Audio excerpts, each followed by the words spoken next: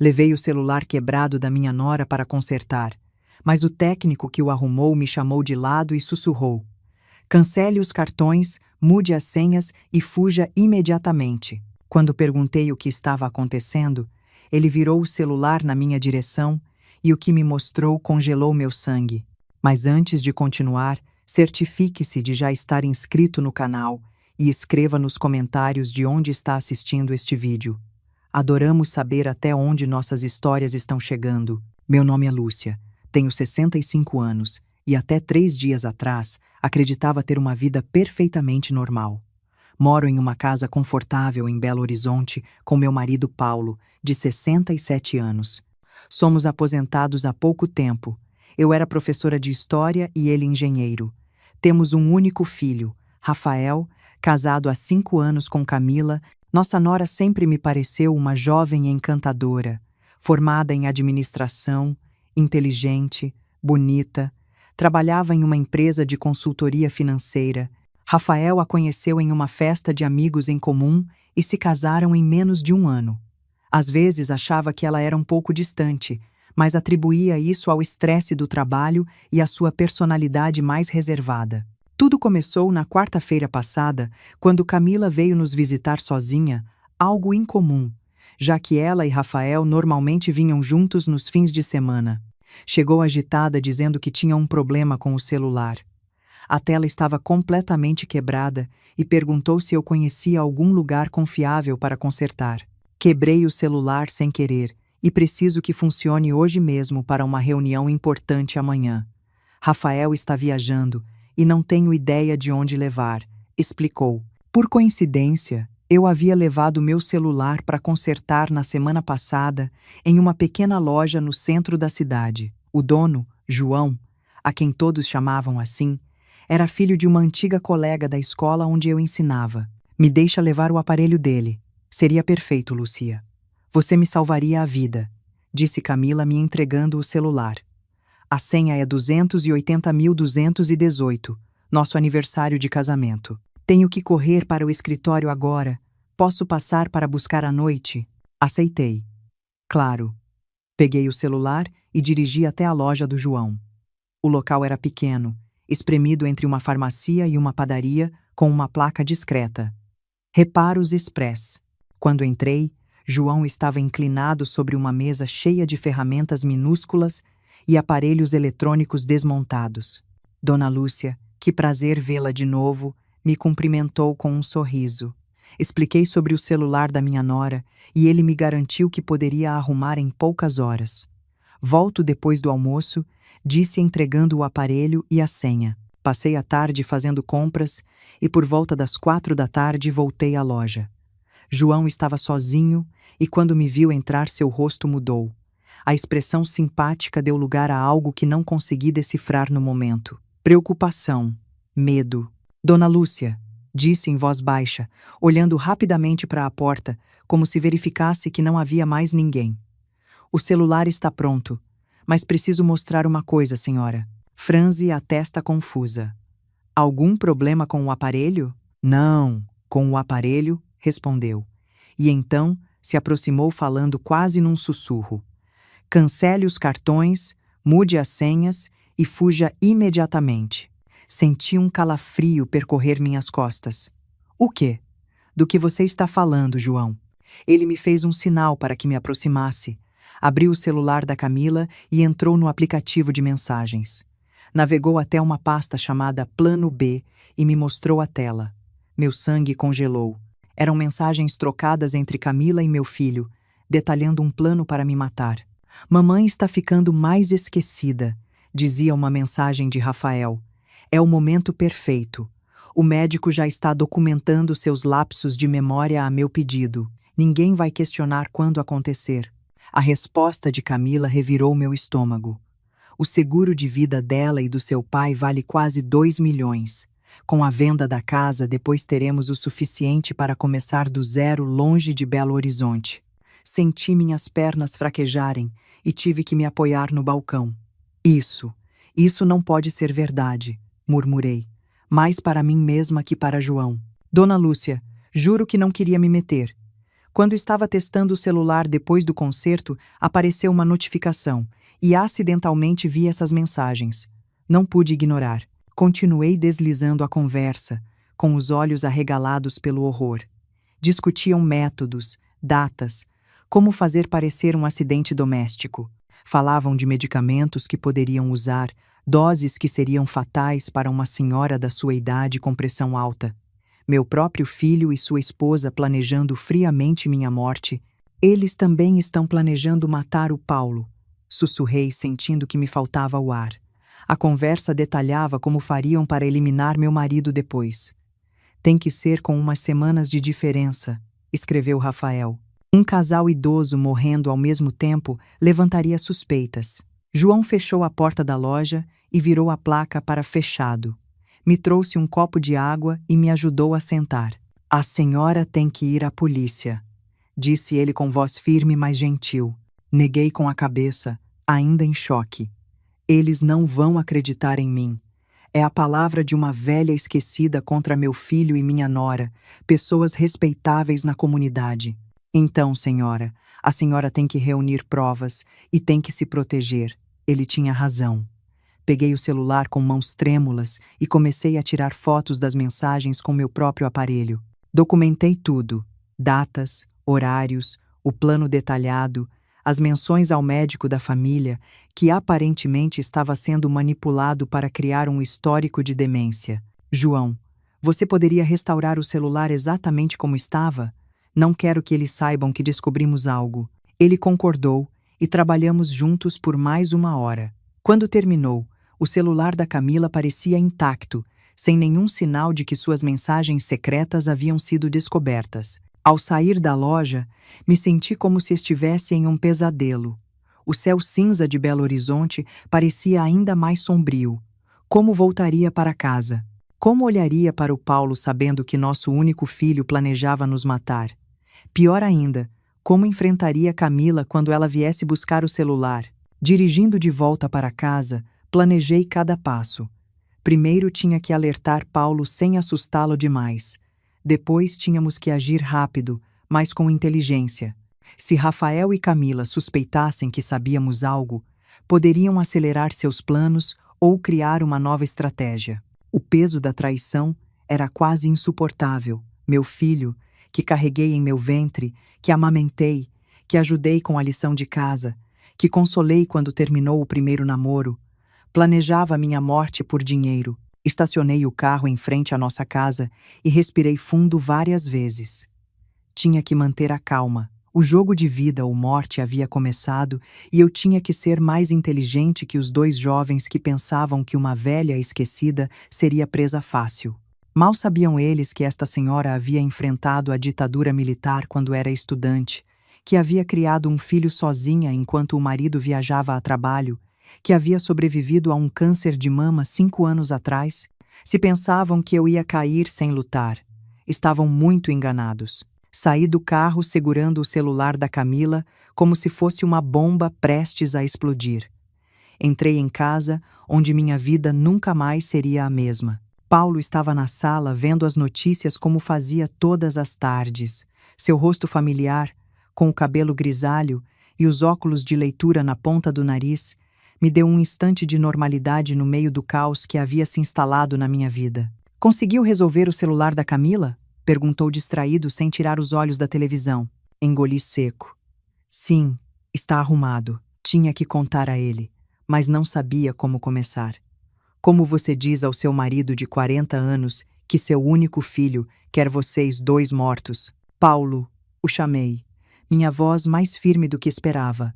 Preciso te mostrar uma coisa, é grave. Algo no meu tom deve tê-lo alarmado, porque imediatamente desligou a televisão e me olhou com atenção.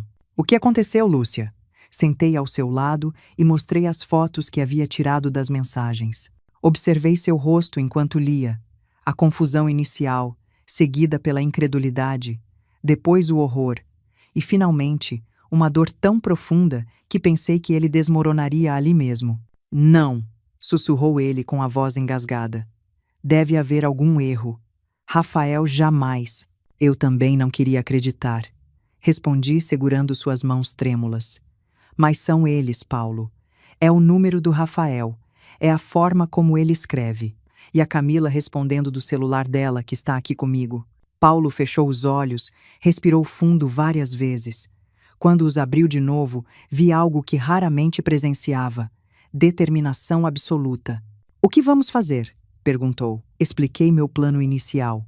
Documentar tudo, verificar nossas contas bancárias, mudar senhas, cancelar cartões compartilhados, investigar que médico estaria envolvido nisso.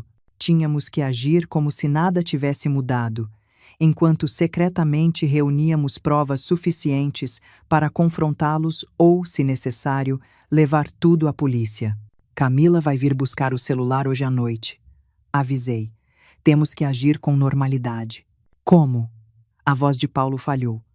Como vou olhar para ela sabendo, da mesma forma que ensinei adolescentes a fingir interesse em história medieval por 30 anos, tentei brincar, mas o sorriso saiu fraco.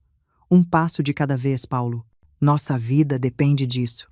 Passamos a hora seguinte, revisando contas bancárias online. Descobrimos algo perturbador. Pequenas somas haviam sido transferidas regularmente da nossa conta conjunta para uma conta desconhecida nos últimos 3 meses. Valores baixos o suficiente para não levantar suspeitas. R$ 200 aqui, R$ 300 ali, mas que somavam quase R$ 10.000. Rafael tem acesso às nossas contas, murmurou Paulo. Demos uma procuração a ele ano passado, lembra? Por se algo nos acontecesse. A ironia era amarga. Confiamos tanto nele que praticamente entregamos as ferramentas para nossa própria destruição. Mudamos todas as senhas, cancelamos 2 cartões de crédito que Rafael tinha como adicionais e ligamos para o banco solicitando o bloqueio de qualquer transação superior a R$ 1.000 sem autorização presencial. E quanto ao médico? Perguntou Paulo. O Dr. Fernando nos atendia há mais de 15 anos.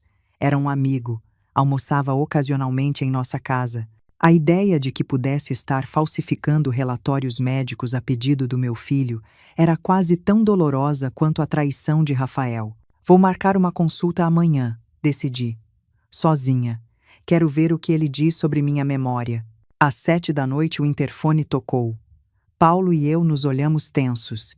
Ele apertou minha mão, uma promessa silenciosa de que seguiríamos nosso plano. Abri a porta forçando um sorriso. Camila estava linda como sempre, com seu cabelo castanho impecavelmente arrumado e roupa elegante. Aquela aparência cuidada agora me parecia uma máscara perfeita para ocultar a monstruosidade que havia debaixo. Lúcia, desculpa vir tão tarde. Como foi com o técnico? Tudo bem, respondi, entregando o celular. João fez um ótimo trabalho. A tela está como nova. Ela ligou o aparelho, verificou rapidamente e sorriu. Perfeito. Quanto foi? Deixa eu pagar. Não se preocupe, já resolvi tudo. Foi uma cortesia dele. Nem cobrou, porque sou cliente antiga. Camila hesitou por um momento, um leve franzir de sobrancelhas que antes não teria notado. Estaria preocupada que o técnico tivesse visto algo. Tem certeza? Não queria incomodar. Que nada, filha. Quer entrar? Paulo está vendo TV. Íamos tomar um chá. Ah, não posso hoje. Tenho uma apresentação amanhã cedo e ainda preciso revisar alguns dados. Notei como ela evitou me olhar diretamente enquanto falava. Uma mentirosa hábil, mas agora que sabia o que procurar, os pequenos sinais estavam lá. Entendo. Quando o Rafael volta da viagem, amanhã à noite, respondeu rapidamente. Outra mentira. Pelas mensagens, Rafael não estava viajando. Estava em casa, esperando notícias dela. Fala para ele nos visitar logo, disse, mantendo o tom casual. Faz quase 2 semanas que não o vemos. Claro, sorriu guardando o celular na bolsa. Ele também sente falta de vocês. Ah, lembrei. Vocês já procuraram aquele médico que o Rafael recomendou? O especialista em memória? Meu coração acelerou, mas mantive a expressão neutra. Ainda não tivemos tempo. Por quê? Seu rosto uma máscara de preocupação fingida. Rafael comentou que ultimamente você tem esquecido algumas coisas importantes. Nomes, compromissos Impressão dele, respondi com uma risada leve. Minha memória está excelente. Lembro até do dia em que você usou esse mesmo conjunto na festa de aniversário da minha prima Elisa há 2 meses. Vi algo passar rapidamente pelos olhos dela. Frustração, preocupação, antes que seu sorriso social voltasse. Bom, de qualquer forma, nunca é demais fazer um check-up, né? Na idade de vocês. Claro, claro. Vou marcar uma consulta em breve. Nos despedimos e assim que fechei a porta, me apoiei nela, exausta pelo esforço de fingir normalidade. Paulo me esperava na sala, tenso. E então, ela tentou plantar a ideia da minha perda de memória. Respondi, sentando ao lado dele. Estão construindo o cenário para quando acontecer. O que fazemos agora? Agir, respondi, uma determinação crescendo dentro de mim. Amanhã cedo vou ao Dr. Fernando. Depois quero verificar nosso seguro de vida. Precisamos saber exatamente o que Rafael alterou. E então, vamos armar nossa própria armadilha. Aquela noite mal consegui dormir. Cada ruído da casa parecia uma ameaça. Me levantei 3 vezes para verificar se as portas estavam trancadas. Em uma dessas vezes encontrei Paulo na cozinha bebendo água com o mesmo olhar atormentado que eu devia ter. Estou pensando no Rafael criança, disse em voz baixa. Lembra como ele tinha medo do escuro, como corria para nossa cama durante as tempestades? O que aconteceu com aquele menino, Lúcia? Não tinha resposta. Como nosso filho amoroso havia se transformado nesse estranho calculista capaz de planejar friamente nossa morte. Vamos descobrir, prometi abraçando-o. E vamos sobreviver a isso. Na manhã seguinte, liguei para o consultório do Dr. Fernando, alegando uma emergência. Consegui uma consulta para as 10 horas. Antes de sair, verificamos de novo todas as nossas contas online e descobrimos algo ainda mais perturbador. Havia um novo seguro de vida em meu nome contratado 3 meses atrás, do qual eu não tinha conhecimento. Como é possível? Perguntei horrorizada. Paulo navegou pelos documentos digitalizados. Olha, a assinatura é sua. Me aproximei da tela, incrédula. A assinatura realmente se parecia com a minha, mas eu nunca havia assinado aquele documento. Falsificaram minha assinatura, murmurei. E tem mais. Olha o valor, 1,5 milhão. E o único beneficiário é Rafael, completou Paulo, sua voz quebrada. A realidade da situação finalmente me atingiu com toda a sua força. Não era apenas um plano vago. Já haviam dado passos concretos. Documentos foram falsificados, dinheiro estava sendo desviado, um médico possivelmente estava envolvido e agora um seguro de vida que eu desconhecia completamente, pronto para ser cobrado depois da minha morte acidental. Saí de casa sentindo o peso do mundo sobre meus ombros. A consulta com o Dr. Fernando seria crucial. Eu precisava descobrir até que ponto ele estava envolvido nessa conspiração. O consultório estava tranquilo naquele horário da manhã. A recepcionista, que me conhecia há anos, sorriu ao me ver. Dona Lúcia, que prazer vê-la. O doutor já vai atendê-la. Menos de 10 minutos depois me chamaram. O Dr. Fernando, um homem de meia idade com cabelo grisalho e expressão geralmente amigável, parecia ligeiramente desconfortável quando entrei. Lúcia, que surpresa. Rafael me ligou ontem. Disse que você estava relutante em fazer exames. Mantive minha expressão neutra enquanto me sentava. Sério? Que estranho ele dizer isso. Na verdade, doutor, vim porque estou preocupada com minha memória. O médico assentiu como se confirmasse algo que já sabia. Sim. Rafael mencionou alguns episódios preocupantes. Esquecimentos, confusão. Curioso, respondi com calma, porque não me lembro de ter tido nenhum problema assim. O Dr. Fernando hesitou por um momento. Bem, Lúcia, às vezes o paciente não percebe seus próprios lapsos. É comum em quadros iniciais de demência. E o senhor já tem um diagnóstico, pelo visto? Parecia cada vez mais desconfortável. Não, claro que não. Mas Rafael me mostrou alguns vídeos. Você confundindo datas, esquecendo nomes de pessoas próximas. Vídeos? Perguntei genuinamente surpresa. Posso vê-los? Ele não me deixou cópias. Mas... Dr. Fernando, interrompi me inclinando para a frente. Sou sua paciente há 15 anos. O senhor me conhece. Realmente acha que tenho demência ou está apenas acreditando no que meu filho diz? O silêncio que se seguiu foi revelador. Finalmente suspirou. Lúcia, eu. Rafael veio me ver várias vezes nos últimos meses muito preocupado. Disse que você e Paulo estavam perdendo a capacidade de cuidar de si mesmos, que precisavam de supervisão. Me pediu que documentasse qualquer sinal de declínio cognitivo. E o senhor aceitou? Teve a decência de parecer envergonhado. Apenas anotei o que ele relatou. Não diagnostiquei nada sem exames. Olhei fixamente para ele, deixando que o silêncio se estendesse até ficar desconfortável. Doutor Fernando, meu filho está planejando me matar. A mim e ao Paulo. O choque no rosto dele parecia genuíno. O quê, Lúcia? Essa é uma acusação muito séria. Tenho provas. E agora entendo por que ele precisava do seu envolvimento, mesmo que indireto. Um histórico médico documentando declínio cognitivo tornaria minha morte muito menos suspeita. O doutor Fernando empalideceu visivelmente. Suas mãos, normalmente firmes, tremiam ligeiramente enquanto ajustava os óculos. Lúcia, eu nunca jamais participaria de algo assim. Acreditei que Rafael estava genuinamente preocupado com você. Peguei meu celular da bolsa e mostrei algumas das fotos que havia tirado das mensagens. Enquanto lia, seu rosto passava da incredulidade ao horror. Meu Deus, murmurou finalmente.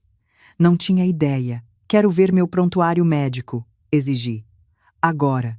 Hesitou apenas um momento antes de acessar seu computador e abrir meu histórico médico. Girou a tela para que eu pudesse ler. Ali estava, documentado em linguagem clínica impessoal.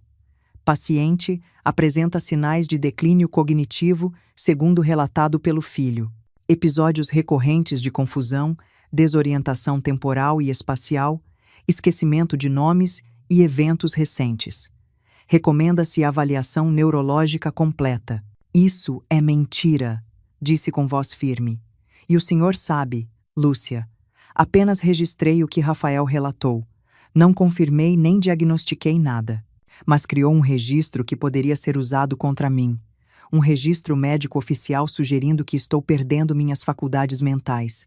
Perfeito para quando eu morrer acidentalmente, não acha? O médico parecia verdadeiramente perturbado.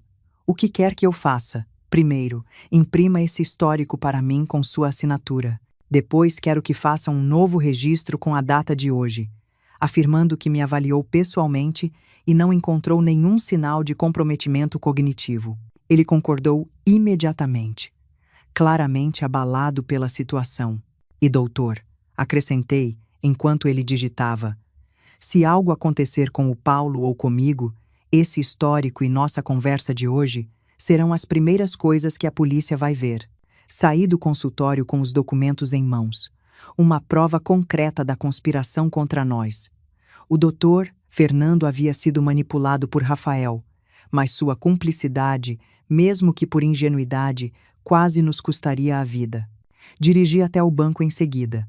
Precisava verificar pessoalmente nossas contas e principalmente revogar qualquer procuração que tivéssemos dado a Rafael. O gerente Marcos, que cuidava de nossas contas há anos, se surpreendeu visivelmente quando pedi para revogar a procuração.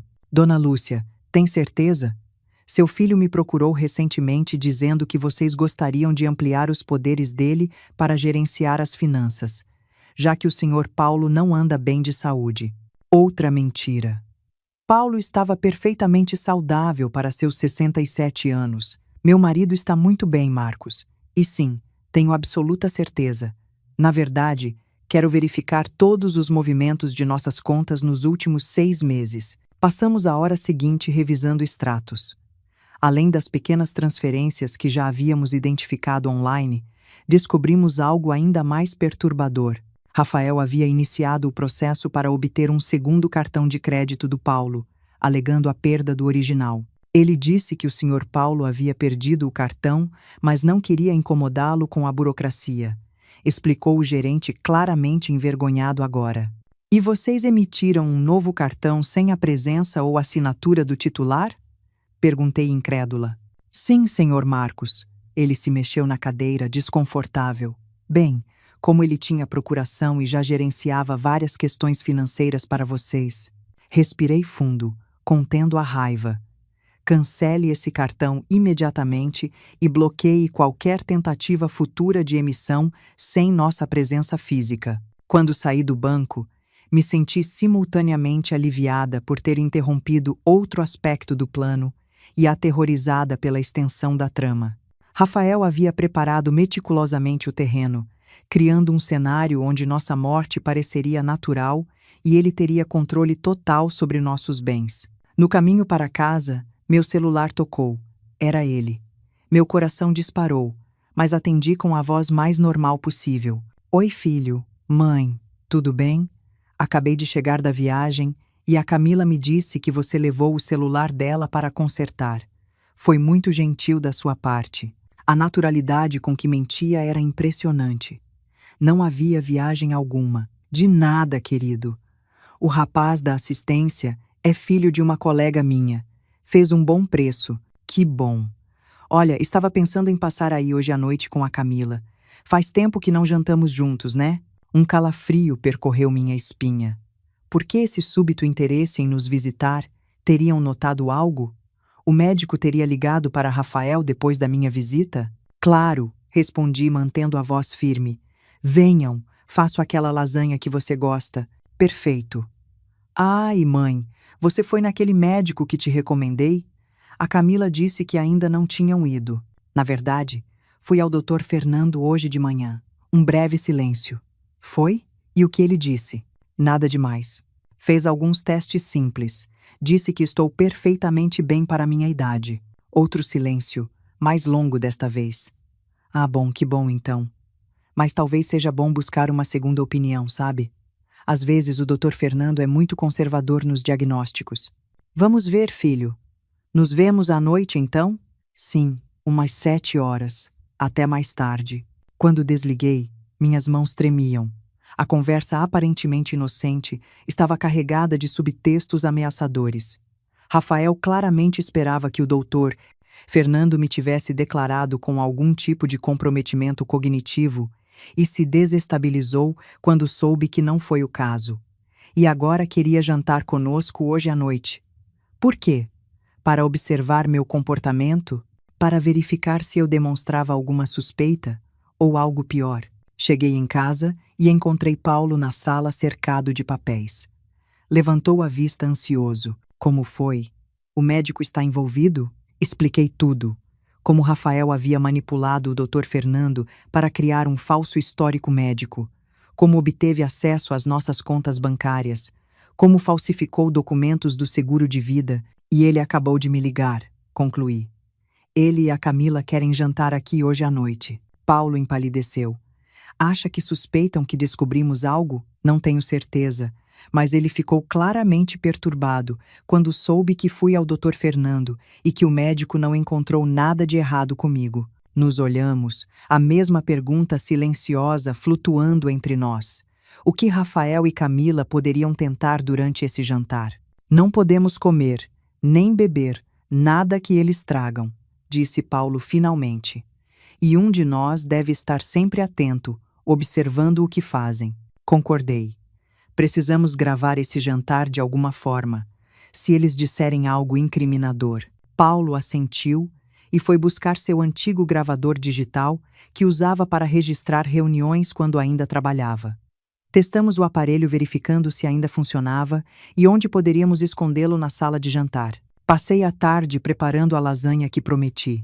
Embora a ideia de sentar à mesa com 2 pessoas que planejavam nos matar me fizesse sentir fisicamente mal. Cada vez que pensava nas mensagens, na frieza calculista com que nosso próprio filho discutia nossa morte, sentia uma dor que nenhuma palavra poderia descrever. Como chegamos a este ponto? Perguntei a Paulo enquanto preparávamos a mesa para o jantar. Onde erramos com ele? Paulo negou com a cabeça, seus olhos mostrando a mesma dor que eu sentia. Não sei, Lúcia. Pensei que conhecíamos nosso filho. Às 7 em ponto, o interfone tocou. Paulo e eu trocamos um último olhar de confirmação. O gravador estava escondido debaixo da mesa, funcionando. Nossa estratégia era simples: agir com naturalidade, observar cada movimento deles e, se possível, provocar algum deslize que pudéssemos documentar. Abri a porta com um sorriso ensaiado. Rafael e Camila estavam lá, ele segurando uma garrafa de vinho tinto e ela uma caixa de bombons que sabiam ser meus favoritos. "Mãe!" exclamou Rafael, me abraçando com entusiasmo. O contato físico que antes me dava conforto, agora me dava arrepios. Como ele podia me abraçar sabendo que planejava me matar? "Que saudade de te ver!" Continuou me entregando a garrafa. "Trouxemos um vinho especial para hoje." "Ah, obrigada, querido", respondi, analisando discretamente o rótulo. Era uma safra cara, uma que normalmente me impressionaria. Agora só me fazia perguntar se estaria adulterada. Paulo os recebeu na sala, seu sorriso tão forçado quanto o meu. "Querem água, café ou suco?" Ofereceu. "Qualquer coisa menos o vinho que trouxeram." "Ainda não, pai", disse Rafael sentando confortavelmente no sofá. "Vamos guardar o vinho para acompanhar o jantar." Conversamos sobre trivialidades por quase meia hora. O trabalho deles, o clima, notícias locais. A surrealista normalidade da situação me dava náuseas. Observei como Rafael ocasionalmente trocava olhares com Camila, como ela estava atenta a cada movimento meu, como ele direcionava perguntas aparentemente inocentes sobre minha rotina, meus medicamentos, minhas dificuldades recentes. "Então, mãe", disse finalmente se inclinando para frente, "como foi exatamente a consulta com o Dr. Fernando hoje? Ele fez exames, pediu algum teste específico?" Mantive minha expressão neutra. "Foi uma consulta normal, não viu nada preocupante." "Estranho", murmurou Rafael franzindo a testa. "Ele tinha me dito que suspeitava de algo mais sério, talvez Alzheimer inicial." "Sério?" perguntei levantando as sobrancelhas em falsa surpresa. "Quando ele te disse isso?" Rafael percebeu o deslize. "Ah, semana passada, quando liguei para falar sobre aqueles episódios que notei." "Que episódios seriam esses, filho?" "Não me lembro de ter tido nenhum problema." Um sorriso condescendente apareceu no rosto dele. "Vê? É exatamente isso que nos preocupa. Você não lembra? Semana passada você esqueceu o nome da dona Iracema, nossa vizinha de 20 anos. Depois deixou o fogão ligado por horas." Nada disso havia acontecido. Eram mentiras fabricadas para construir a narrativa da minha suposta demência. "Curioso", respondi com calma. "Falei com a dona Iracema ontem mesmo, chamando-a pelo nome. E não uso o fogão há dias. Tenho preferido o micro-ondas ultimamente." O sorriso de Rafael vacilou por um instante. "Vamos jantar?" interveio Paulo se levantando. "A lasanha da Lúcia está com um cheiro maravilhoso." Na mesa, o teatro continuou. Servi a lasanha enquanto Paulo discretamente trocava as taças de vinho. Havíamos combinado.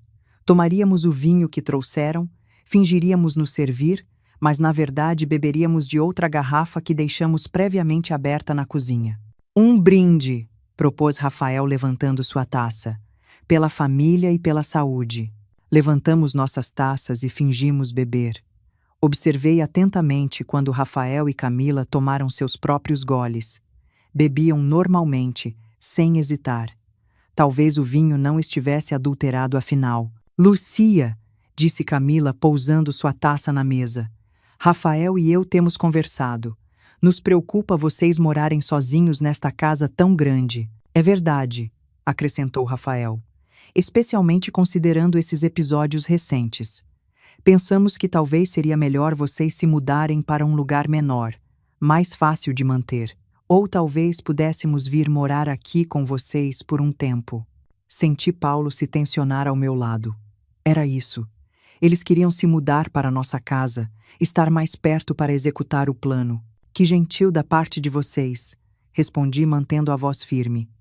"Mas estamos perfeitamente bem, né, Paulo?" "Absolutamente", concordou ele. "Na verdade, até estamos pensando em viajar em breve. Talvez uma temporada na praia, em Búzios." Vi Rafael e Camila trocarem um olhar rápido. "Viagem? Agora?" questionou Rafael. "Não acho que seja uma boa ideia, pai. E os médicos da mãe? Os exames de rotina?"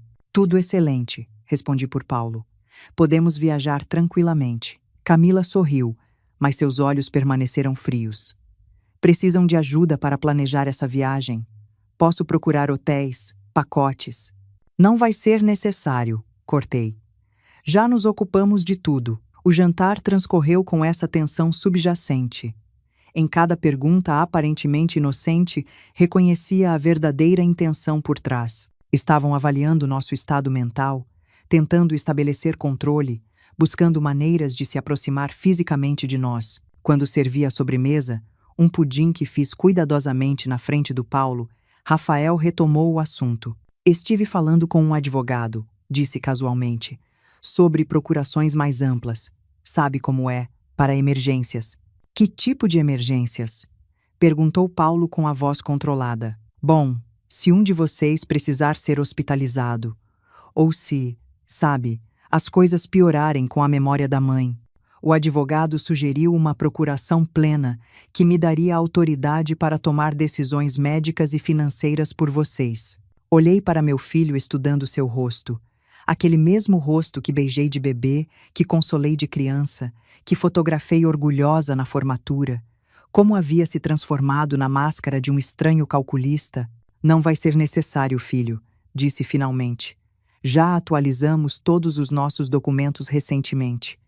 Inclusive, fizemos algumas mudanças no testamento e nos beneficiários dos seguros. A expressão de Rafael congelou por um instante. Mudanças? Que tipo de mudanças? Nada demais. Só garantindo que tudo esteja em ordem caso algo nos aconteça. Camila pôs a mão sobre o braço de Rafael como se o contivesse. Sempre é bom revisar esses documentos, disse ela suavemente. Vocês consultaram um advogado? O Dr. Marcos, aquele que você recomendou, mentiu Paulo com naturalidade impressionante. Foi muito útil. Não existia nenhum Dr. Marcos, mas a mentira atingiu seu objetivo. Ambos pareceram momentaneamente desestabilizados. Às 10 horas, Rafael olhou o relógio e anunciou que tinham que ir. Amanhã trabalho cedo, justificou. Mas eu sabia o verdadeiro motivo. Precisavam recalcular seus planos. Depois de muitos abraços falsos e promessas vazias de nos visitar mais, finalmente foram embora. Assim que fechei a porta, Paulo e eu desabamos no sofá, exaustos fisicamente pelo esforço de manter as aparências. Eles estão suspeitando, sussurrou Paulo. Perceberam que algo mudou, concordei, me levantando para pegar o gravador. Rebobinamos a gravação, ouvindo de novo toda a conversa. As implicações eram claras. Rafael e Camila ainda estavam decididos a seguir com o plano, mas nossos movimentos recentes, a consulta médica, as mudanças bancárias, a menção ao testamento, os haviam deixado cautelosos. Eles vão tentar algo em breve, disse Paulo. Não podem esperar muito mais agora que começamos a tomar medidas de proteção. Precisamos de mais provas concretas, disse. A gravação ajuda, mas ainda não é suficiente para a polícia.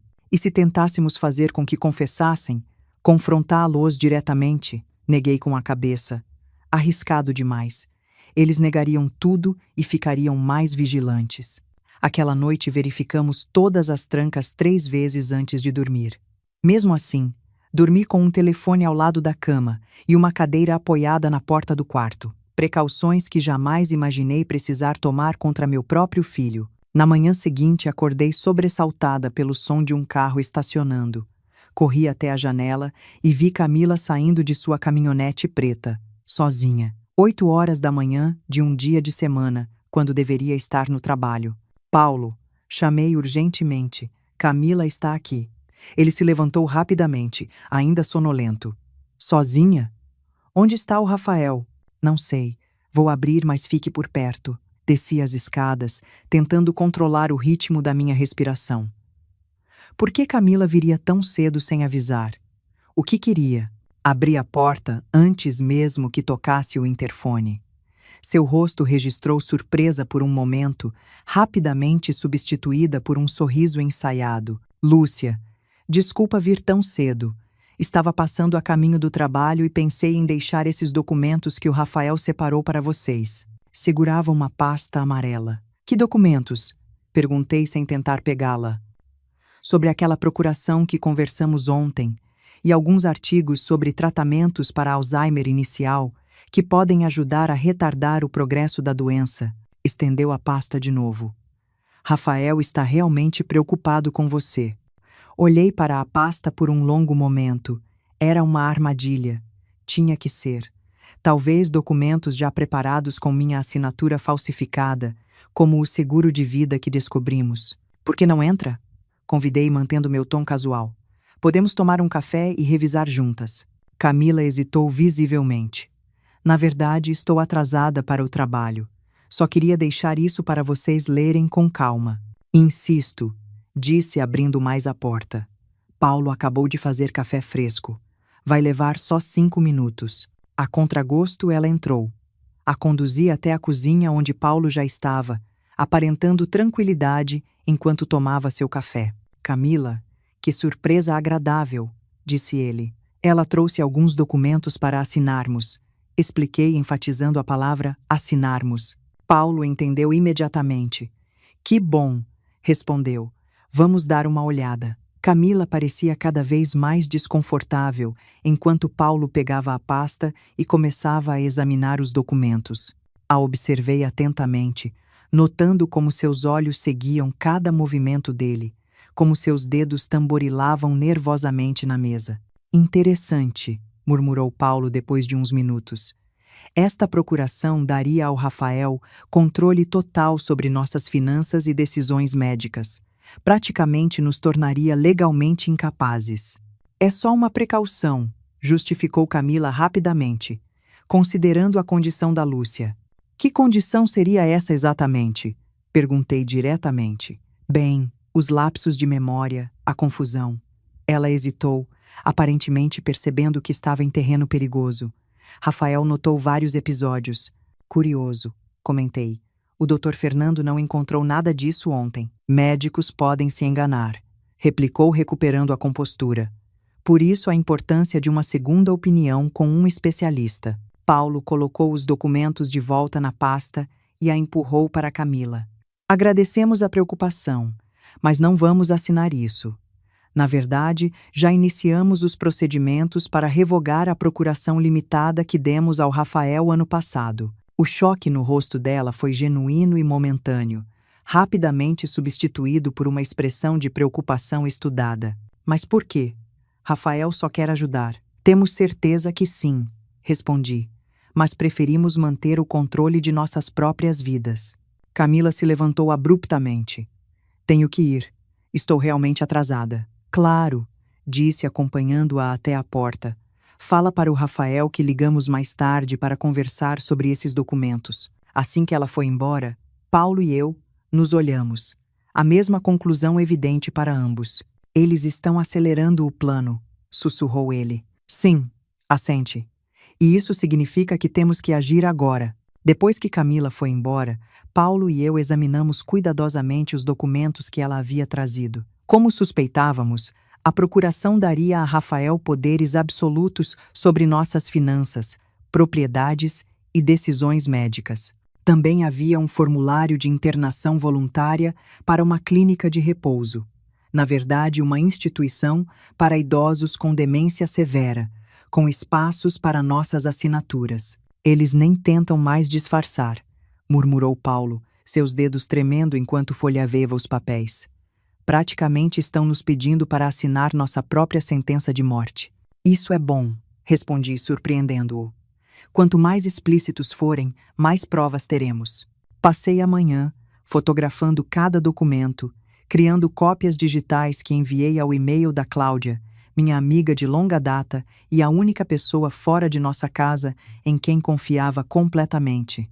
Expliquei brevemente a situação e pedi que guardasse os arquivos de forma segura, sem falar com ninguém sobre isso. O que fazemos agora? Perguntou Paulo quando terminei.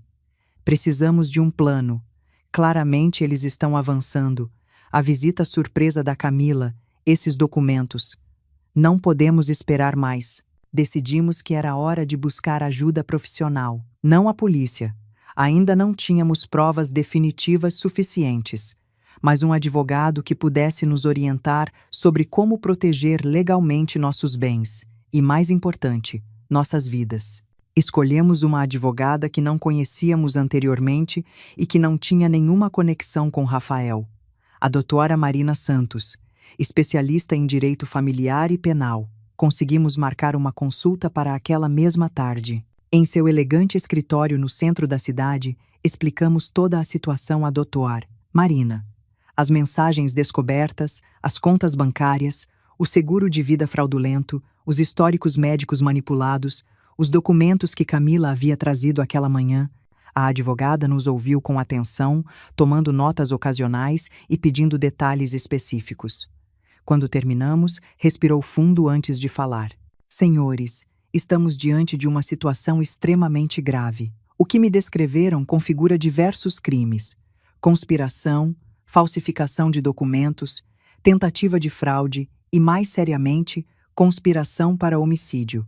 Temos provas suficientes para a polícia? Perguntou Paulo. As mensagens são a prova mais contundente, mas como vocês as obtiveram acessando o celular da Camila sem autorização dela, existe o risco de serem consideradas provas ilícitas. No entanto, considerando a gravidade da situação e o perigo iminente para vocês, acredito que podemos construir um caso sólido. O que devemos fazer primeiro? Perguntei. Imediatamente vamos preparar documentos legais, revogando qualquer procuração existente e bloqueando a possibilidade de novas procurações sem a presença de um advogado independente. Eu mesma posso servir como testemunha da capacidade mental de vocês.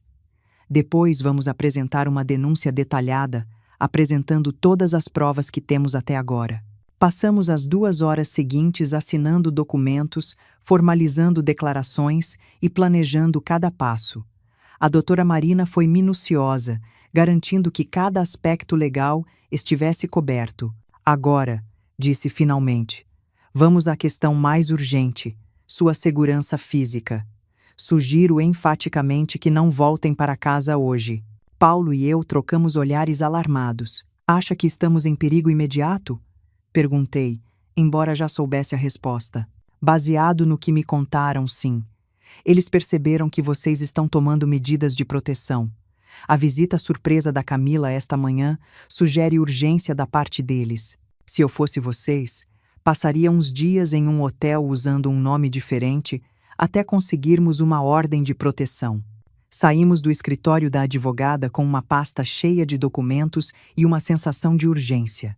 Fomos diretamente à delegacia de polícia, onde apresentamos uma denúncia detalhada. O delegado de turno, um homem de meia-idade chamado Roberto Silva, ouviu nossa história com crescente preocupação.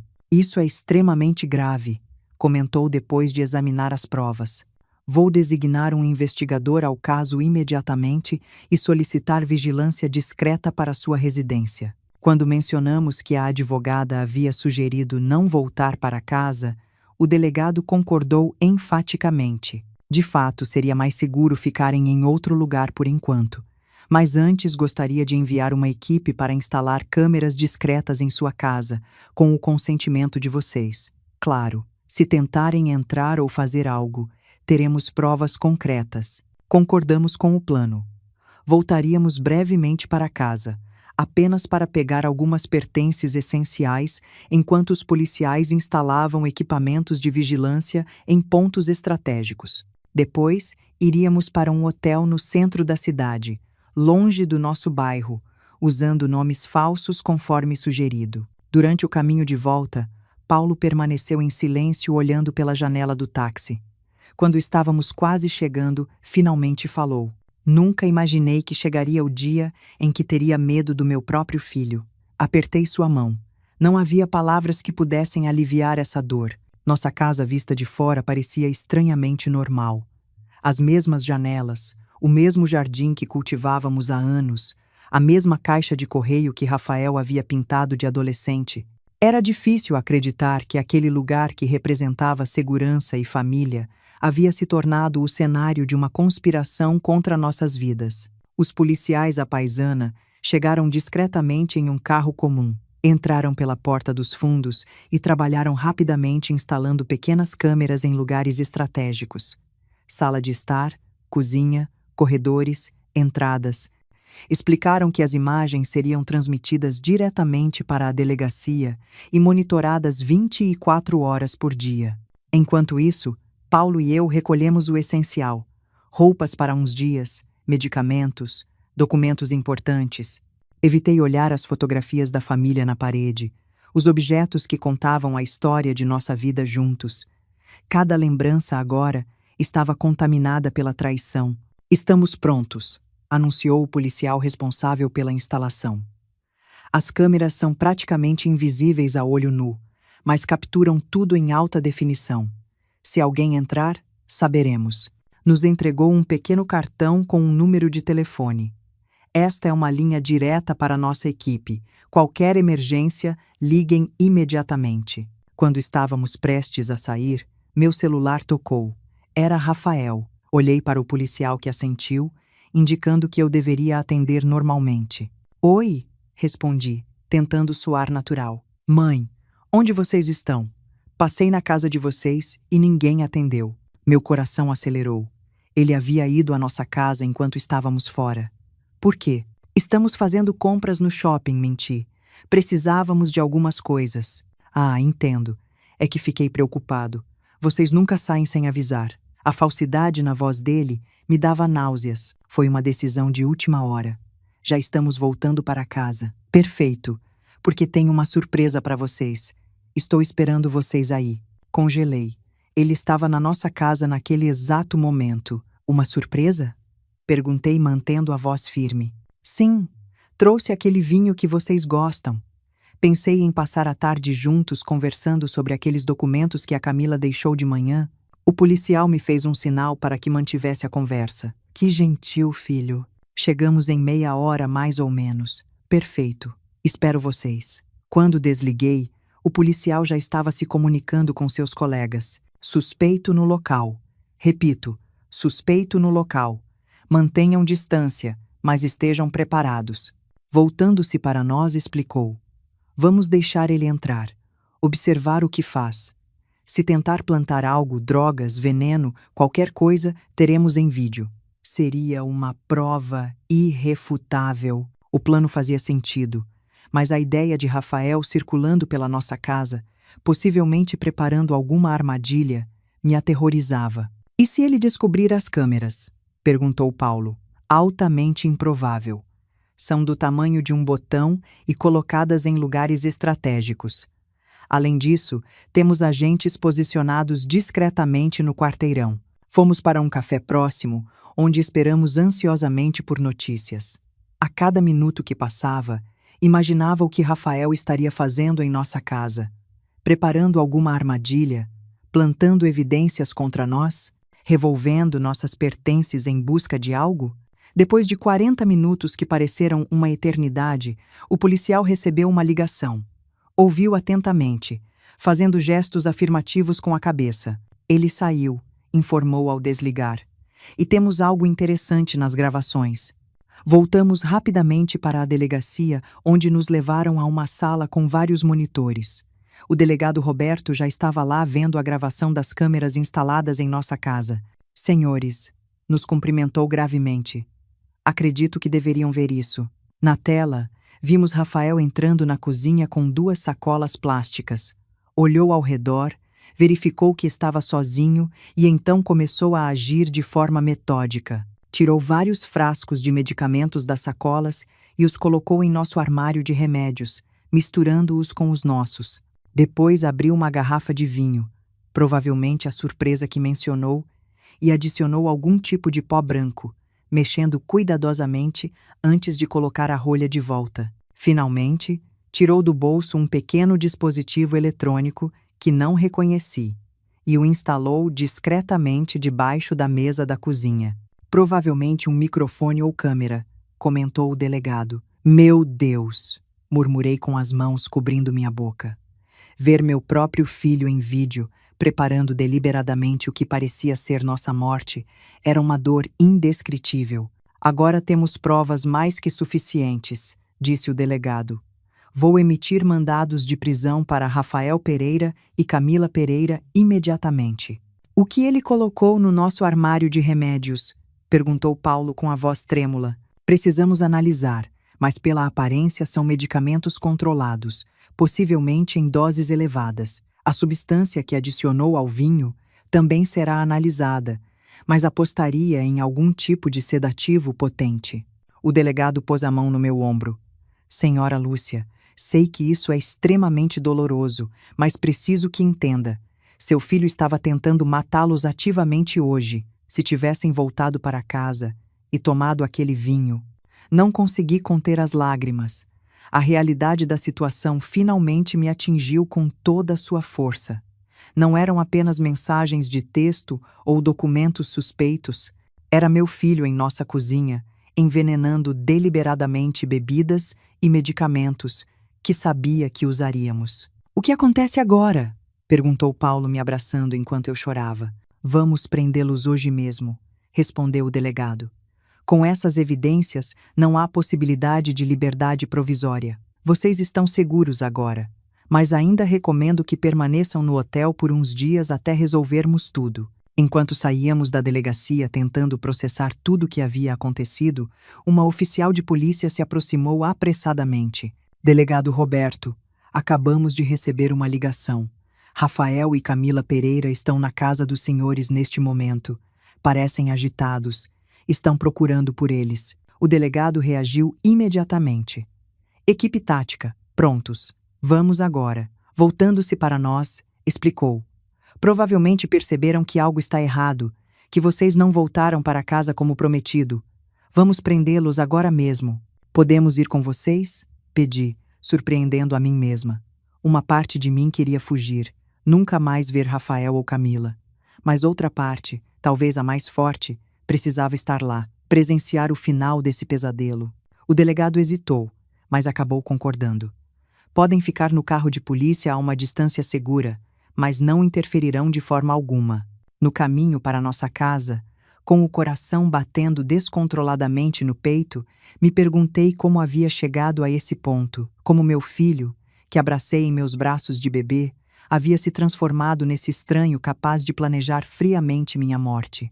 Quando chegamos, vários carros de polícia já estavam posicionados discretamente ao redor da nossa casa. Pelo rádio ouvimos que Rafael e Camila continuavam lá dentro, aparentemente discutindo sobre o que fazer. "Eles perceberam que algo está errado", comentou um policial. "Estão tentando ligar para os celulares dos senhores repetidamente." De fato, meu celular havia tocado várias vezes nos últimos minutos. Sempre Rafael. Ignorei cada ligação seguindo as instruções da polícia. O delegado Roberto coordenava pessoalmente a operação, falando em voz baixa pelo rádio com os diversos agentes posicionados. "Equipes em posição", anunciou finalmente. "Vamos entrar em 1 minuto." Foi então que vimos movimento. A porta principal se abriu e Rafael saiu apressadamente, seguido por Camila. Ambos carregavam mochilas e pareciam agitados, olhando nervosamente ao redor enquanto se dirigiam ao carro estacionado na calçada. "Estão tentando fugir", murmurou Paulo. Em um instante, vários policiais saíram de seus esconderijos, cercando o casal com armas em punho. "Polícia, parados, mãos onde possamos ver." Vi o choque no rosto de Rafael, o pânico nos olhos de Camila. Por um momento, Rafael pareceu considerar correr, mas rapidamente percebeu que estava cercado. Lentamente, ambos levantaram as mãos. Em questão de segundos, foram imobilizados, algemados e colocados em viaturas separadas. Tudo foi tão rápido e organizado que parecia irreal, como uma cena de filme. O delegado Roberto se aproximou do nosso carro. "Está feito. Ambos estão sob custódia, acusados de tentativa de homicídio, conspiração e diversos outros crimes. Encontramos o vinho adulterado e os medicamentos que ele plantou. Vamos analisar tudo." Olhei pela janela do carro policial e vi meu filho sendo levado, algemado, no banco de trás de uma viatura. Nossos olhares se cruzaram por um breve momento. Não vi remorso nos olhos dele, apenas raiva e talvez surpresa por ter sido pego. Naquele momento, uma sensação estranha me dominou.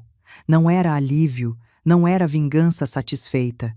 Era apenas um vazio profundo, como se algo fundamental tivesse sido arrancado de mim. Voltamos à delegacia onde prestamos mais declarações formais. Os policiais haviam encontrado nas mochilas de Rafael e Camila diversos artigos incriminatórios.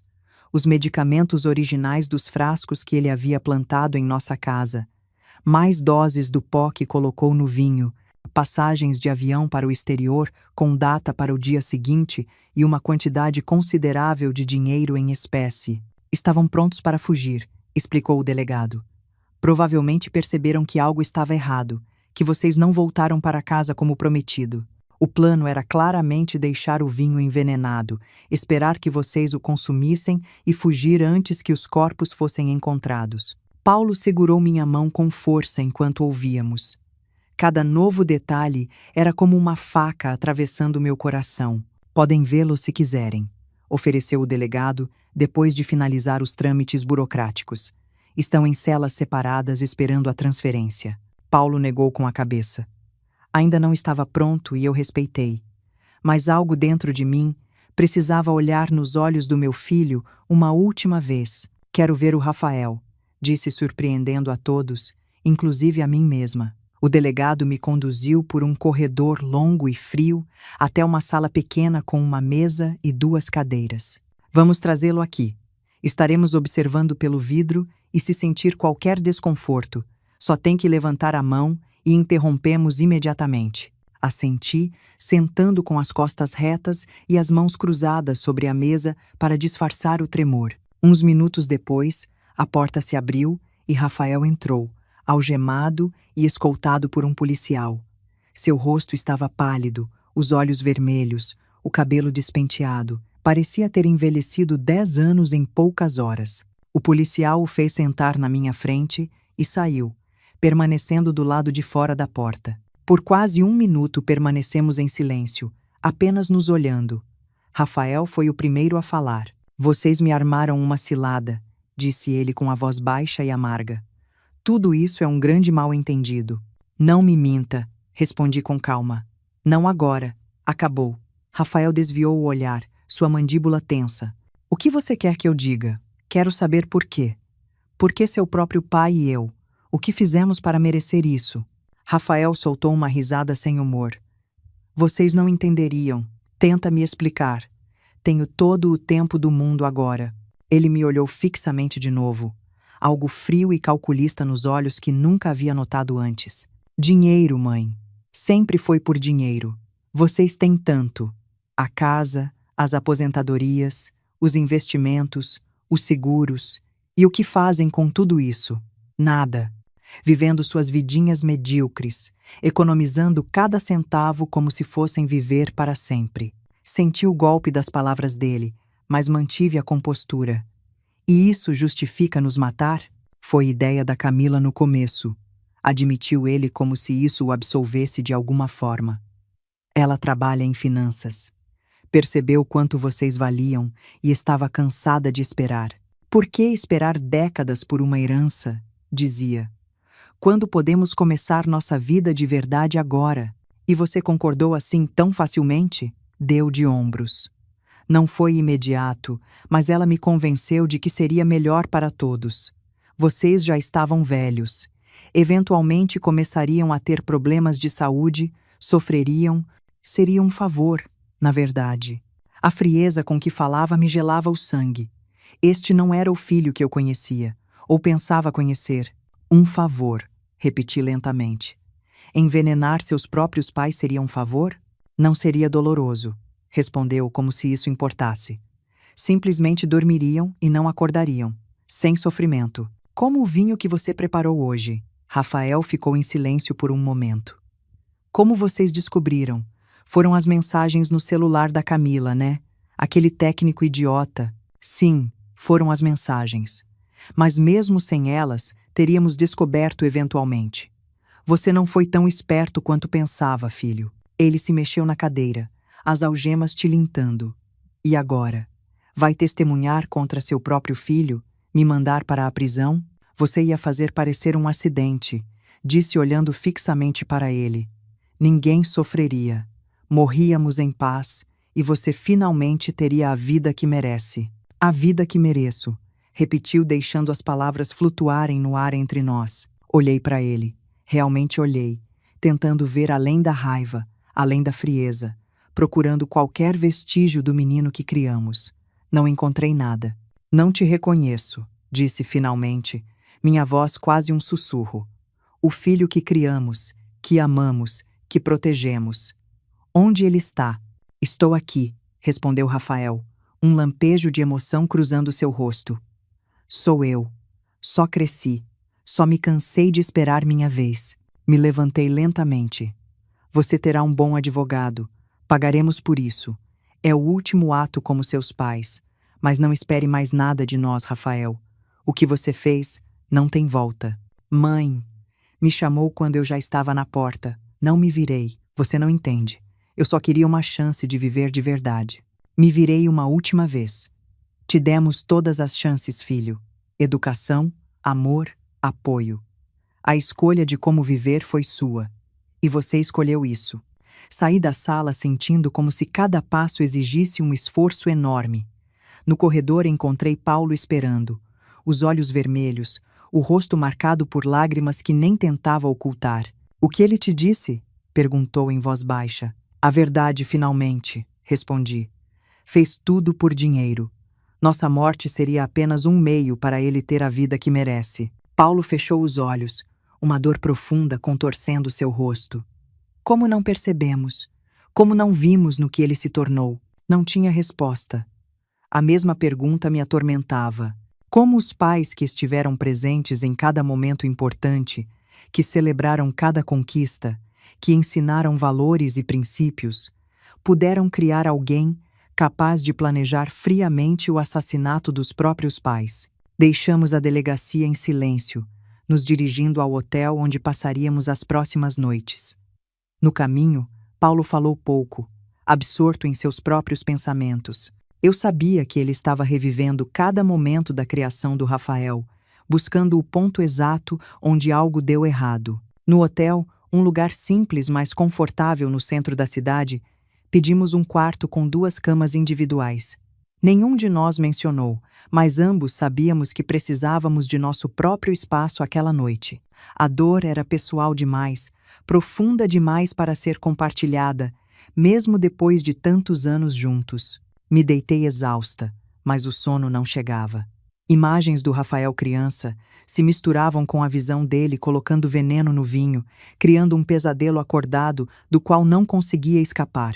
Quando finalmente dormi, foi um sono agitado, cheio de sonhos confusos onde corria por corredores intermináveis, perseguida por sombras com o rosto do meu filho. Acordei sobressaltada com o som do celular. Era o delegado Roberto. Senhora Lucia, desculpe ligar tão cedo. Precisamos que vocês venham à delegacia o mais rápido possível. Houve um desenvolvimento no caso. O tom grave na voz dele me alarmou. Aconteceu alguma coisa? Prefiro explicar pessoalmente.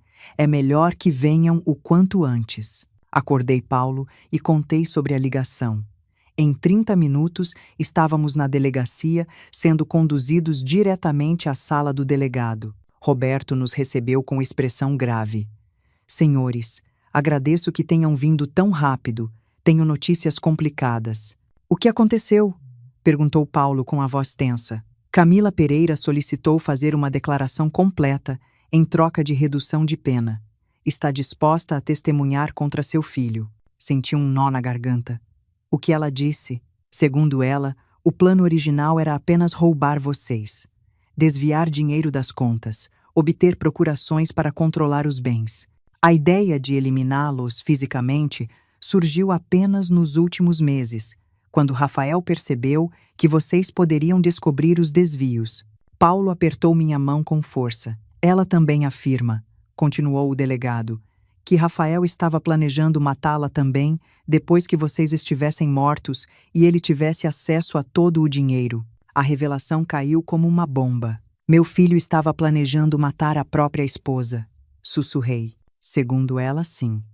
Encontrou mensagens dele com outra mulher, discutindo como se dividiria o dinheiro depois que o problema Camila fosse resolvido.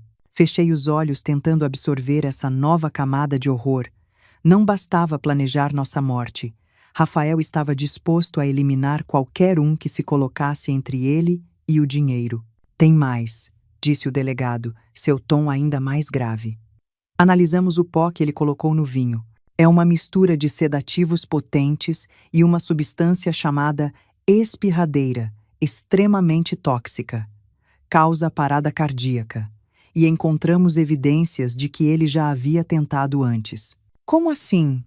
Perguntou Paulo. Amostras do cabelo da senhora Lucia, revelaram traços da mesma substância, provavelmente administrada em pequenas doses para simular problemas de saúde naturais.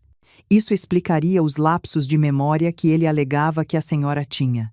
Não eram lapsos, eram sintomas de envenenamento gradual. A sala pareceu girar ao meu redor.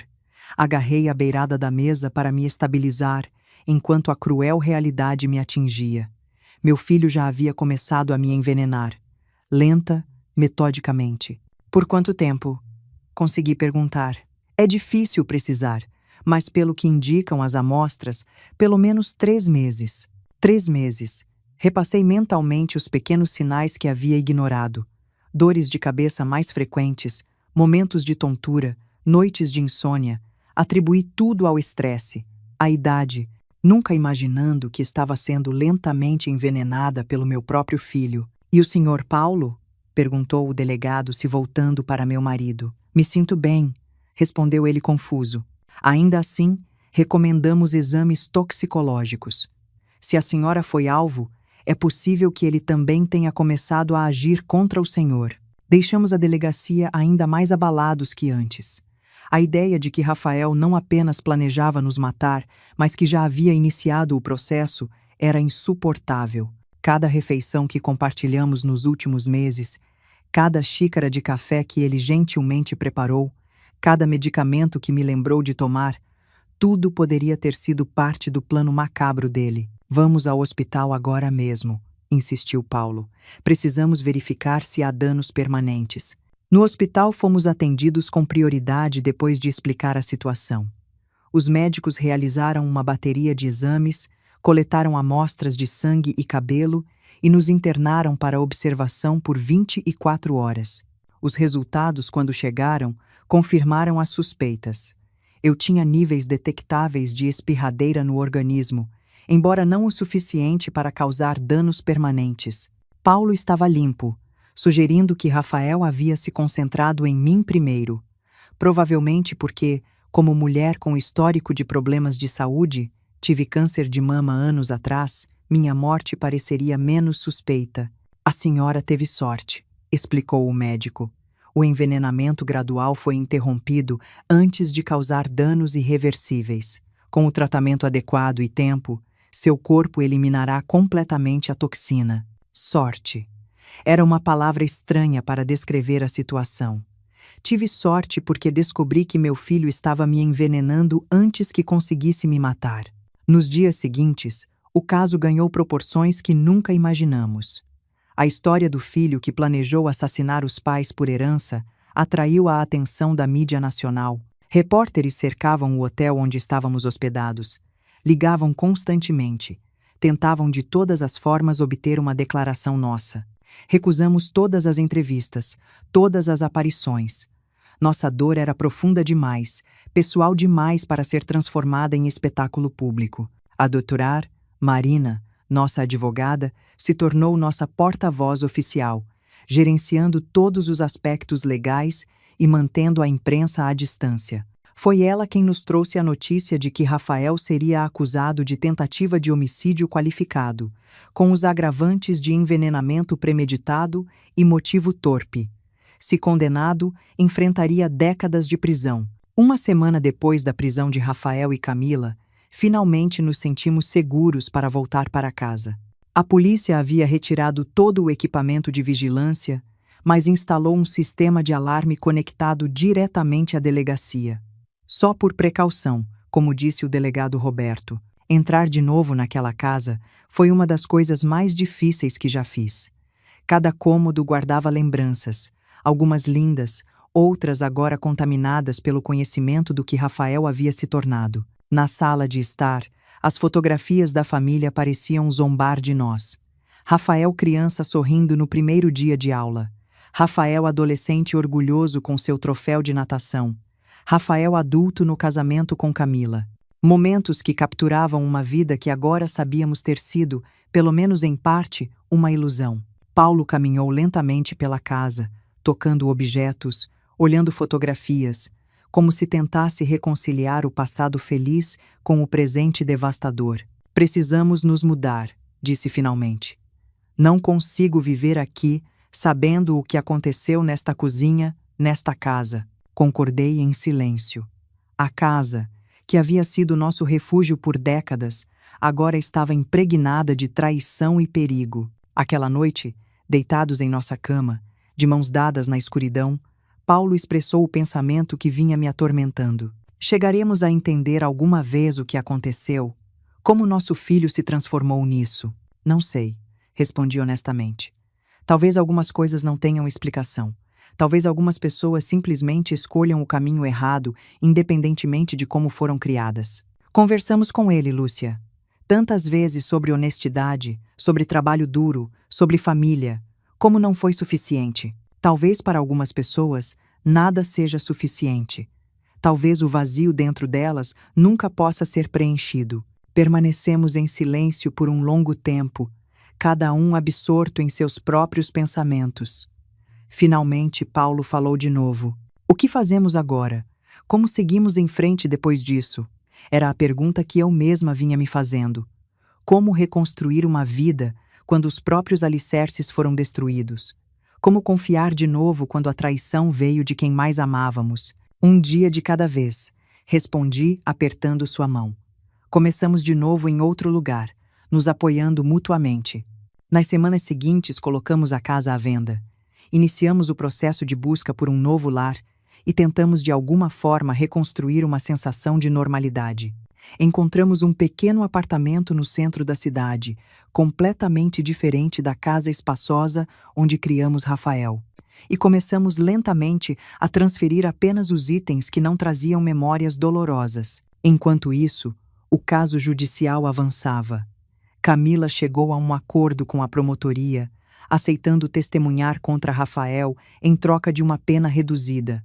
Rafael, por outro lado, se manteve firme em negar as acusações mais graves, alegando que tudo não passava de um mal-entendido familiar e que as provas haviam sido manipuladas. 2 meses depois da prisão dele, recebemos uma carta sua da prisão. Paulo quis queimá-la sem ler, mas algo em mim precisava saber o que ele tinha a dizer. A carta era curta, escrita com a caligrafia familiar que reconheceria em qualquer lugar. Mãe e pai, sei que provavelmente não querem saber de mim, mas preciso dizer isso. Tudo o que fiz foi por amor. Sim, queria o dinheiro, queria a liberdade, mas também queria poupar vocês do sofrimento de envelhecer, de se tornarem dependentes, de perderem a dignidade. Não espero perdão. Sei que o que fiz é imperdoável aos olhos de vocês, mas quero que saibam que não foi por ódio. Foi por ambição, sim, por ganância, talvez, mas também por uma forma distorcida de amor. Um dia, quando estiverem prontos, gostaria de vê-los de novo. Até então, saibam que, apesar de tudo, continuo sendo seu filho. Rafael. Li a carta 3 vezes tentando encontrar sinceridade nas palavras, algum vestígio do filho que conheci, mas tudo que vi foi mais manipulação, mais tentativas de justificar o injustificável. Por amor, murmurei dobrando a carta. Ele tentou nos matar por amor. Paulo, que finalmente decidiu ler também, negou com a cabeça tristemente. Ele ainda não entende. Talvez nunca entenda. Guardei a carta em uma gaveta e nunca respondi. Talvez um dia, quando a dor não fosse tão aguda, quando pudesse pensar em Rafael sem sentir essa mistura devastadora de amor e traição, encontraria as palavras para responder. Mas não agora, não enquanto a ferida ainda sangrava. Os meses seguintes passaram em um borrão de procedimentos legais, sessões com psicólogos e a árdua tarefa de reconstruir nossas vidas. Vendemos a casa por um valor inferior ao de mercado. Queríamos nos livrar dela o mais rápido possível e nos estabelecemos no apartamento no centro da cidade. Era menor, mais simples, mas não carregava o peso das memórias dolorosas. O julgamento de Rafael estava programado para começar em 3 meses. A promotoria tinha um caso sólido. As mensagens de texto, os vídeos da casa, os exames toxicológicos confirmando o envenenamento gradual, o testemunho de Camila, os documentos falsificados, a condenação parecia certa. Ainda assim, a ideia de testemunhar contra meu próprio filho me aterrorizava. Como me sentaria naquele tribunal e contaria ao mundo como ele havia planejado metodicamente nossa morte? Como o olharia nos olhos enquanto selava seu destino? Paulo e eu discutimos isso exaustivamente com nossa terapeuta, a doutora Patrícia, que começamos a visitar semanalmente depois de toda a tragédia. Vocês não são responsáveis pelas escolhas dele, nos lembrava constantemente. Testemunhar não é uma traição, é simplesmente contar a verdade. Mas ele é nosso filho, argumentava Paulo. Apesar de tudo, continua sendo nosso filho. Sim, ele é seu filho. E também é um homem adulto que tomou decisões terríveis. Ambas as realidades podem coexistir. Uma tarde, enquanto organizava algumas caixas que ainda não havíamos desempacotado no apartamento novo, encontrei um álbum de fotografias antigas. Sentei no chão e comecei a folhear lentamente. Eram fotos do Rafael, de bebê, depois criança, adolescente, sempre sorrindo, sempre cercado pelo nosso amor. Em uma foto específica, ele tinha uns 5 anos e segurava orgulhoso um desenho que havia feito. 3 figuras de palito representando nossa família com um sol acima. Para a melhor mãe do mundo, dizia o desenho em letras infantis tortas. As lágrimas vieram incontroláveis. Onde estava aquela criança agora? Em que momento aquele ser amoroso se transformou em alguém capaz de planejar a morte dos próprios pais? Paulo me encontrou assim, chorando sobre o álbum aberto. Sem dizer uma palavra, sentou ao meu lado e me abraçou. Ficamos ali, ambos chorando pela perda do filho que amávamos. Não por sua morte física, mas pela morte do que acreditávamos que ele era. Na semana seguinte, recebemos uma visita inesperada.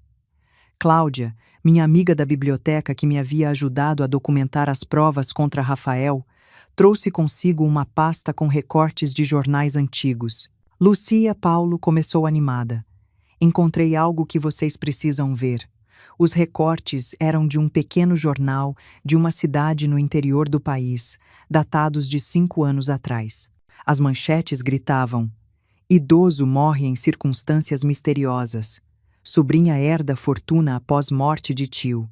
Polícia investiga morte suspeita, mas arquiva caso por falta de provas. O que é isso? Perguntei confusa. Olha a foto. Cláudia apontou para a imagem de uma jovem sendo entrevistada. Era Camila.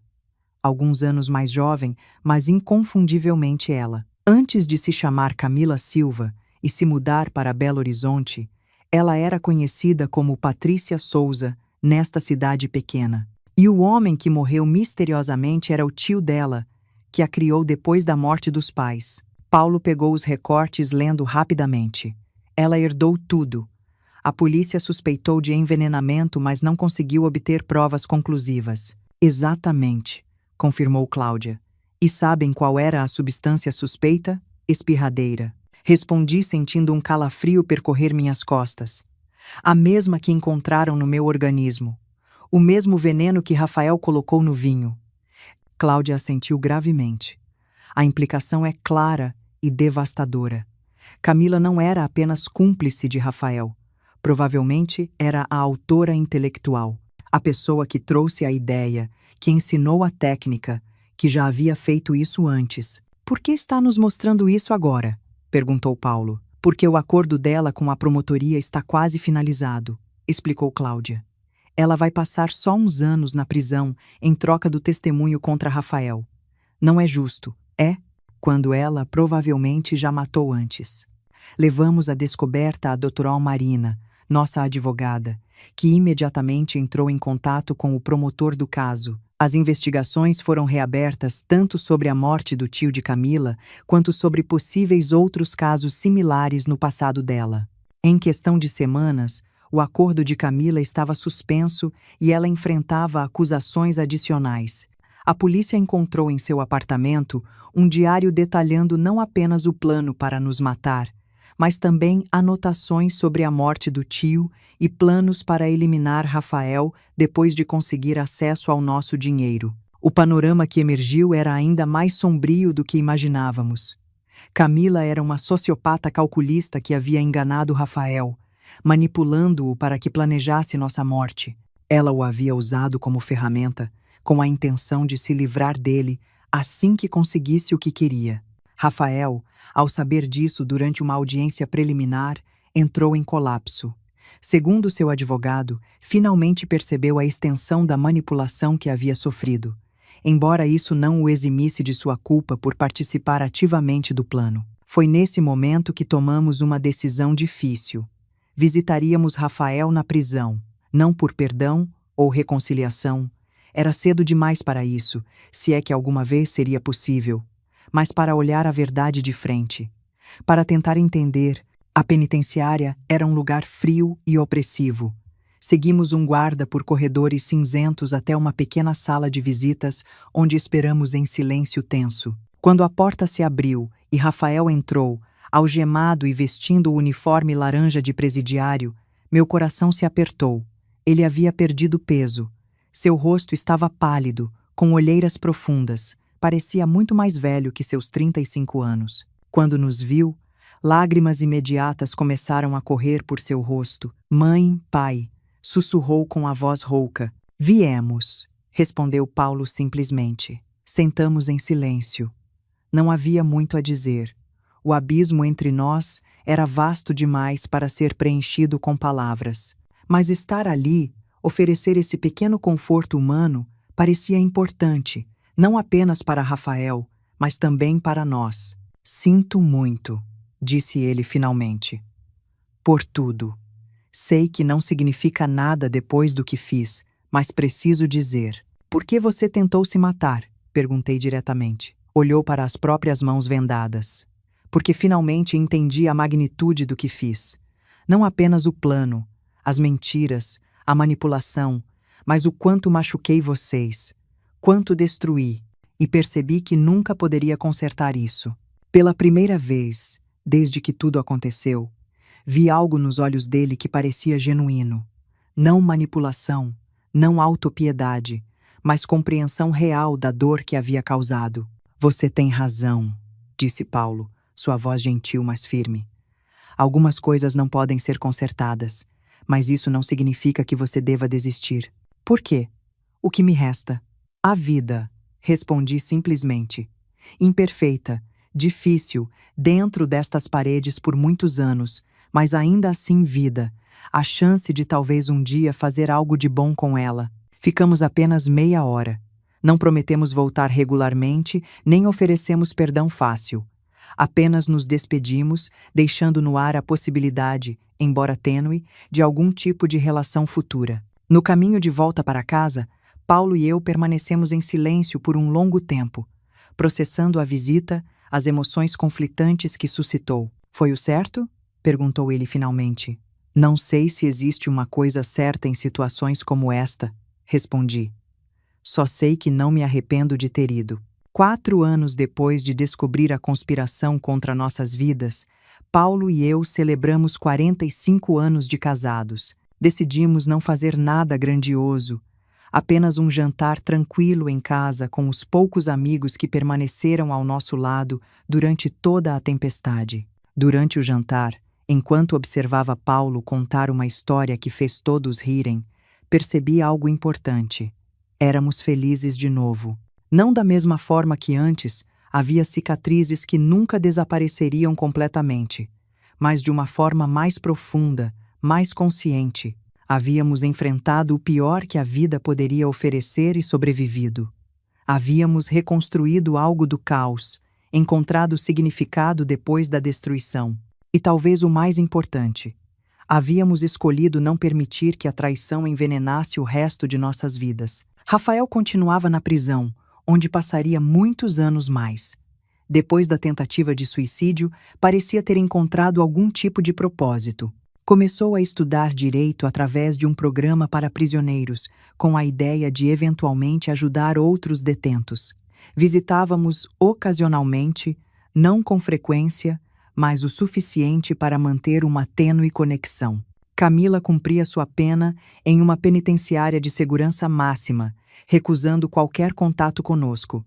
Segundo o que ouvimos, continuava negando responsabilidade por todos os crimes, sempre culpando os outros. Quanto a nós, aprendemos a carregar nossa história sem deixar que nos defina completamente. Quando conhecíamos pessoas novas, eventualmente a verdade vinha à tona.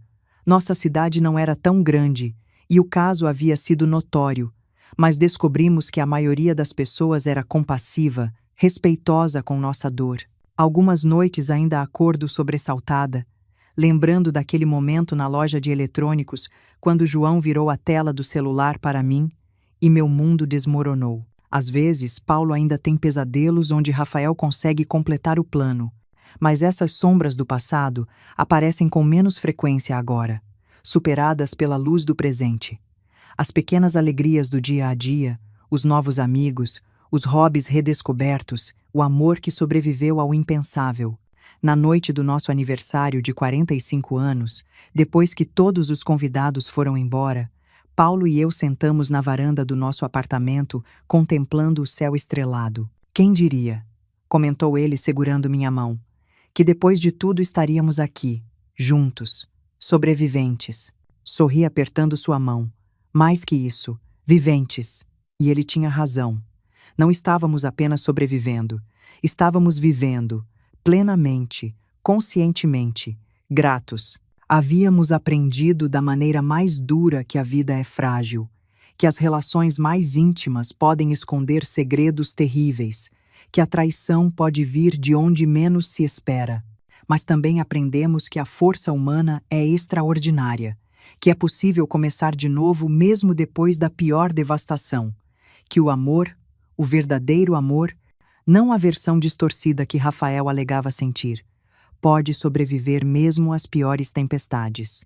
5 anos depois daquela tarde fatídica na loja de eletrônicos, olho para trás e vejo não apenas a tragédia, mas também o crescimento que veio depois. Não escolhi este caminho, não pedi esta dor, mas aceitei o desafio de reconstruir, de encontrar significado, de continuar amando apesar de tudo.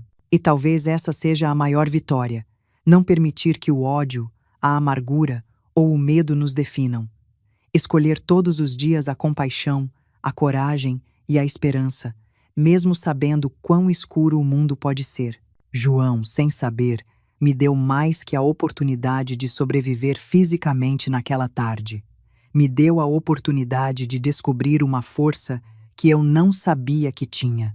A força não apenas para desvendar uma conspiração, mas para reconstruir uma vida do zero, para amar de novo, para confiar apesar das cicatrizes.